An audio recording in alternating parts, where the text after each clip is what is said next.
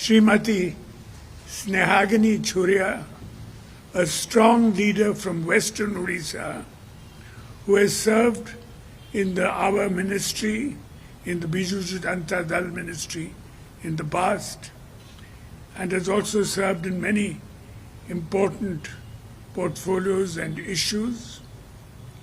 She has always fought for the poor, the downtrodden, and women in particular, and has been a tremendous asset to the party.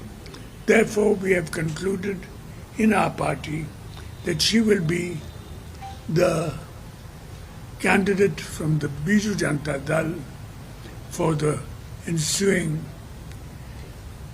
by-elections in Nuapada.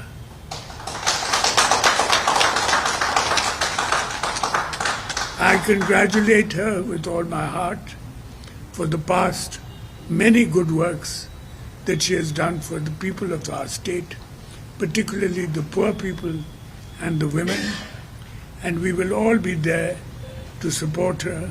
And of course, I will be visiting Nuapada.